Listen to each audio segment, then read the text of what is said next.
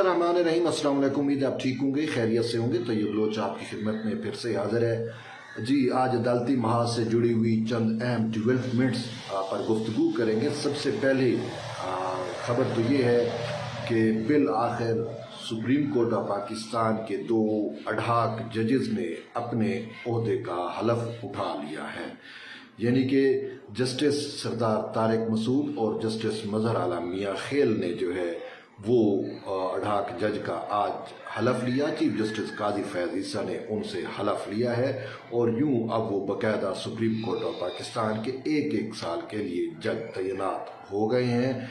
और इस तरीके से सुप्रीम कोर्ट में पहले मजमूई तौर पे जो परमानेंट जज हैं उनकी तादाद 17 है। अब 2 जजों का अगर इजाफा किया जाए तो 19 जज हो चुके हैं। ये आज बहुत बड़ी मायूसी है तहरीक इंसाफ के लिए। जो कुछ उन्होंने प्रोपेगंडा किया, जो डिजिटल दहशतगर्दी की, जिस तरीके से जजेस के खिलाफ नाजेबा कंपेन उन्होंने चलाई, उसके बावजूद भी अब सुप्रीम कोर्ट ऑफ पाकिस्तान में ये जजेस की तैनाती जो है वो आइन और कानून की कामयाबी है और तहरीक इंसाफ के मुंह पर एक किस्म का तमाचा है। अगरचे किसी हद तक वो कामयाब तो हुए, जैसा कि सुप्रीम कोर्ट में 4 जजेस अपॉइंट किए जाने थे, तो 2 शरीफ जजेस, मतलब शरीफ मैं इस वजह से कह रहा हूँ कि जो इनकी डिजिटल दहशतगर्दी का शिकार हो गए, बाकी ये जो 2 जज अपॉइंट हुए हैं, जस्टिस सरदार तारिक मसूद और जस्टिस मजहर आलम मियाँ खेल, तो ये या तो इम्यून है या इन्होंने बर्दाश्त कर ली ये सारी डिजिटल दहशतगर्दी जो उसके खिलाफ प्रोपेगंडा हुआ। लेकिन जस्टिस मकबूल बाकर, जस्टिस रिटायर्ड मकबूल बाकर और जस्टिस रिटायर्ड मुशीर आलम जो है वो उन्होंने इनकार कर दिया था, क्योंकि उनके खिलाफ बहुत ज़्यादा प्रोपेगंडा किया गया और उन्होंने इस प्रोपेगंडे के ज़ेर असर इसी वजह से शायद उन्होंने कहा कि अपनी इज्जत बचाई जाए, तो उन्होंने जो है वो इनकार किया था। तो यूँ सुप्रीम कोर्ट में 4 अढाक जजेस तैनात होने थे, लेकिन 2 हो सके। अब इन अढाक जजेस को वटेवर जो भी आप कहें, जिस तरीके से भी तहरीक इंसाफ ने प्रोपेगंडा किया, लेकिन हकीकत उसके बरखिलाफ है। बेसिकली इन जजेस की अपॉइंटमेंट का मकसद ये था कि सुप्रीम कोर्ट में जो ज़ेर इल्तवा केसेज है 59,000 से ज़्यादा, यानी 60,000 तकरीबन 60,000 केसेस ज़ेर इल्तवा है जो तातुल का शिकार है, जिनकी सुनवाई नहीं हो रही। बेसिकली इसका मकसद ये था कि उन केसेस को जो है वो उनका इल्तवा जो है वो ख़त्म किया जाए, तो तभी इन जजेस की अपॉइंटमेंट की गई है। लेकिन अब आप इसको किसी और तरीके से भी अगर आप देखना चाहते हैं तो ये भी है कि ये जो इमरान प्रोजेक्ट के जजेस की अक्सरियत है तो वो भी किसी हद तक कहीं ना कहीं काउंटर ज़रूर होगी। किसी मुकदमे में अगर ये भी बैठेंगे तो इनकी राय जो है वो इमरान प्रोजेक्ट के जजेस को जो है वो हरगिज़ फेवर इमरान प्रोजेक्ट या इमरान को हरगिज़ फेवर नहीं देगी। इसी वजह से हमारे एक दोस्त सदीक जान जो है वो बड़े चीख रहे थे, जी ये सरदार तारिक मसूद और जो है वो PTI के ख़िलाफ़ है और मजहर आलम मियाँ खेल को जो है वो भी PTI के ख़िलाफ़ बुग़्ज़ है, फलाएँ वटेवर जो वो भी कहे, लेकिन वो तो डिजिटल दहशतगर्दी में आता है जो कुछ उन्होंने कहा है। लेकिन ये हकीकत है कि इन जजेस ये इमरान प्रोजेक्ट के जजेस नहीं है। बहरहाल ये तो एक अहम डेवलपमेंट है, बड़ी खुशखबरी की बात है, मैंने कहा आप तक करता जाऊँ। लेकिन इसके साथ साथ एक और अहम चीज़ भी है, वो ये है कि आज सुप्रीम कोर्ट में अरशद शरीफ कत्ल केस की भी आज जो है वो समाअत हुई। अब अरशद शरीफ कत्ल केस आपके सामने है कि कीनिया की अदालत ने उसके हक़ में फ़ैसला कर दिया और मुआवजा भी अदा करने का जो है उसकी जानिब से हुक्म दिया गया है। लेकिन एक बात बड़ी वाज़ेह है कि यहाँ पे जो है बड़ा प्रोपेगंडा किया जाता रहा और ख़ासकर जो डिजिटल दहशतगर्द हैं तहरीक इंसाफ के, आज उनमें से 2 सुप्रीम कोर्ट में भी आए और वो भी बड़ा प्रोपेगंडा कर रहे थे कि जी अरशद शरीफ कत्ल केस में काजी फैज़ ईसा की जो है वो 2 नंबरी पकड़ी गई है। भाई काजी साहब ने तो ये केस सुना ही नहीं है, तो उनकी कैसे 2 नंबरी होगी। और फिर ये है कि जी वो बेंचेस की तश्कील में उनका किरदार था, तो कमेटी में था, तो इस वजह से वो बेंच ऐसा बना सकते थे, लेकिन उन्होंने मंसूर अली शाह वाला बेंच क्यों बनाया। बात यह है कि सिंपल सी बात है कि आज जस्टिस मंसूर अली शाह भी उस कमेटी का हिस्सा हैं, जस्टिस मुनीब अख्तर भी उनकी कमेटी का हिस्सा हैं। और यूँ अगर कहा जाए तो मखसूस नशिस्तों के बाद तो मंसूर अली शाह और मुनीब अख्तर एक पेज पे आ गए ना, तो फिर वो बेंच वो अपनी मर्जी का क्यों नहीं उन्होंने बनाया। बात यह है कि बेंच काजी साहब ने नहीं बनाया, मतलब अकेले नहीं बनाया, बल्कि बेंच तो उन्होंने हैंड ओवर ही मंसूर अली शाह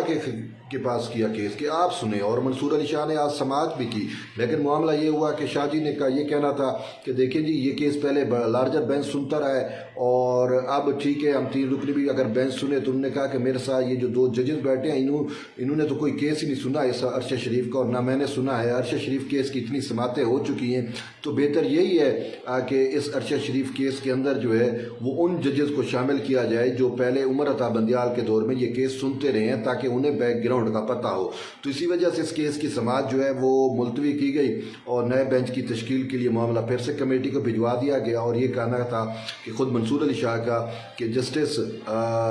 جو ہیں وہ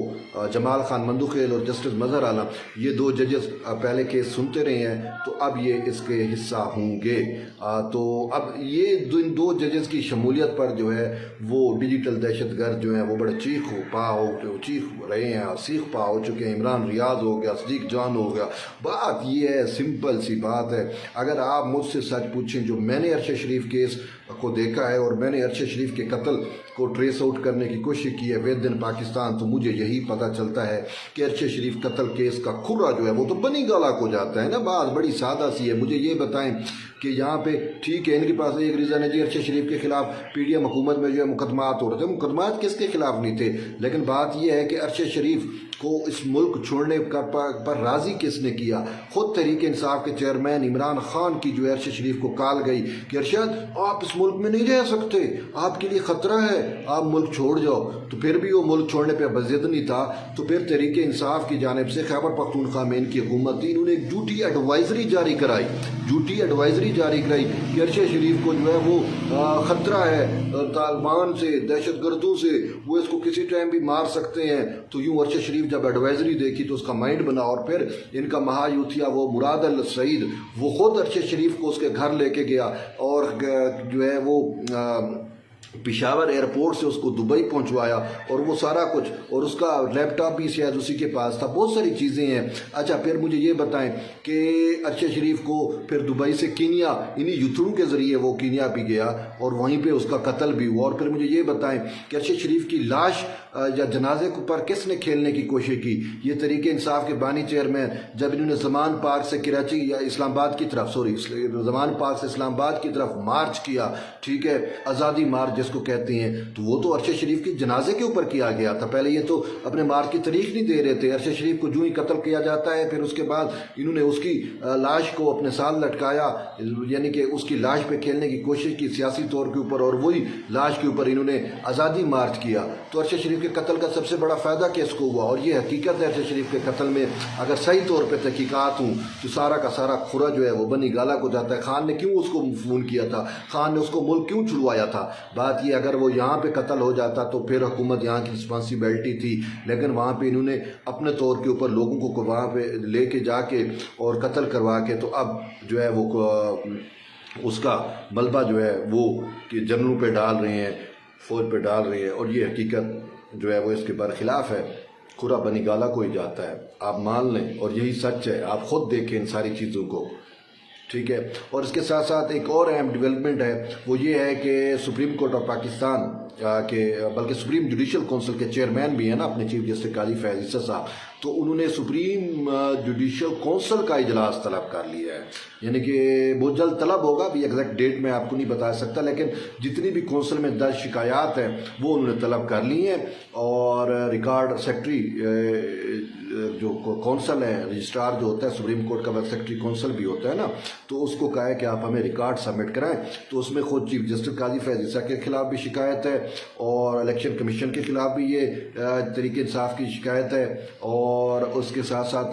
جو ہے وہ جسٹس عامر فاروق اسلام آباد ہائی کورٹ کے خلاف بھی شکایت ہے، اور بھی دیگر بہت ساری شکایت ہے، محسن اختر کیانی ہو گیا اور بہت ساری ججز ہو گئے، ان کے خلاف بھی شکایات ہیں۔ تو اب ان تمام شکایتوں کا ریکارڈ جو ہے وہ طلب کیا۔ یہ تو قاضی صاحب کا بہت اچھا ویو ہے، بہت اچھا اقدام ہے، کم سے کم اگر وہ ریٹائر بھی ہو جاتے ہیں تو پہلے ان پہ جو ہے وہ دیکھ لیں، ورنہ اگر یہ شکایت ایسی پڑی رہی تو پھر اس کے بعد جو ہے وہ معاملات دیگر گوں ہو سکتے ہیں۔ اگر عمران پروجیکٹ کے ججز जो है वो काजी साहब के बाद सुप्रीम जुडिशल कौंसिल पे भी काबिज हो गए तो फिर ये हो सकता है कि इलेक्शन कमिश्नर के खिलाफ भी मसाइल शुरू हो सकते हैं, क्योंकि ये तो आइन और कानून को मानते नहीं है। इन्होंने तो पॉपुलिस्ट अप्रोच वाला फैसला देना है, इलेक्शन कमीशन के खिलाफ फैसला दे देंगे, भले भले हाय हाय हो जाएगी और पूरे पाकिस्तान में यूथड़े इनके शादियाने बजाएंगे और ये उस पर खुश हो जाएंगे और आइन और कानून जाएगा भाड़ में। ये क्योंकि मखसूस नशिस्तों वाले मामले पर इन्होंने यही कुछ किया है। तो इसी वजह से काजी साहब ने सुप्रीम जुडिशल कौंसिल का रिकॉर्ड तलब किया है और तमाम शिकायतों का देखेंगे और फिर उन शिकायतों को शायद वो भेजें सुप्रीम जुडिशल कौंसिल के किसी मेंबर को, उन पर राय के लिए, और वो फिर अपनी राय देगा कि ये जो शिकायतें इनमें कोई वज़न भी है या नहीं है। तो अगर वज़न नहीं होगा तो डिस्पोज ऑफ कर दी जाएंगी, अगर बाकी केस बनता होगा तो फिर उसको सुप्रीम जुडिशल कौंसिल में उस पर प्रोसीडिंग शुरू हो जाएगी। तो ये 3 अहम डेवलपमेंट्स थी, मैंने कहा आप तक शेयर करूँ। एट दी एंड यही है कि जुड़े रहिए तैयब बलोच के साथ। मिलते हैं एक नई वीडियो, तब तक के लिए इजाज़त दें। अल्लाह हाफिज़।